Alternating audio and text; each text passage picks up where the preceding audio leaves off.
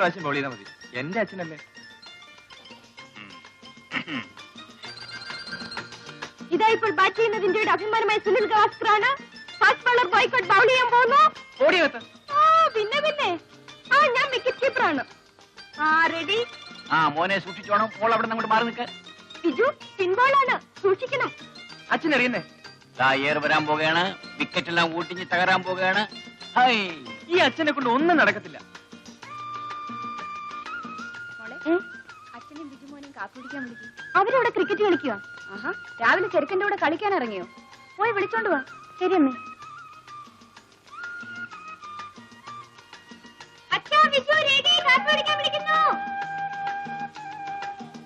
ഞങ്ങള് കുറച്ച് കഴിഞ്ഞേ വരുന്നുള്ളൂ. എടാ മോനെ, അമ്മ വിളിക്കുന്നു. എപ്പോഴും കളിക്കാൻ തുടങ്ങുമ്പോഴേ ഒരു കാപ്പി കുടി.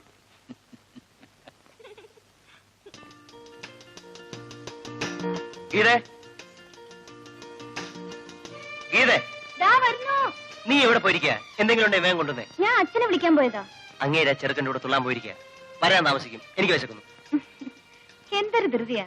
നിനക്കറിയത്തില്ലയോ, ഞാൻ എല്ലാ കാര്യത്തിനും അല്പം ഫാസ്റ്റ് ആണെന്ന്. അവര് വരുന്നു. ഇന്ന് അച്ഛനും മോനോടെ കളിച്ചിട്ട് ആര് ജയിച്ചു? ഞാൻ ജയിച്ചു. ചേച്ചി, ഇന്നത്തെ സ്കോർ എത്രയാണെന്നോ? ബോയ്ക്കോട്ടിന്റെ ഒറ്റ ബോളിന് ഗവാസ്കർ സെഞ്ചുറി എടുത്തിരിക്കുന്നു.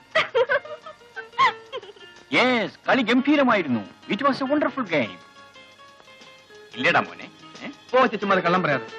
ഇന്നത്തെ കളി ഇതോടുകൂടി അവസാനിച്ചിരിക്കുന്നു. എന്റെ പൂച്ചെണ്ടുകൾ.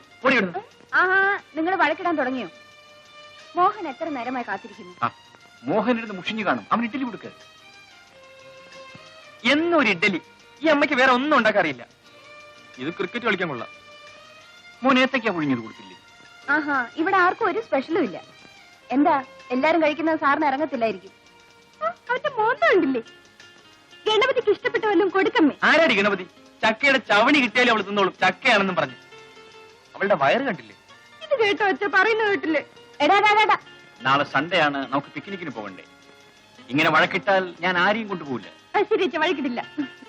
ഓ, ഇങ്ങനെ പിള്ളേരെ വഷളാക്കുന്ന ഒരു മനുഷ്യൻ.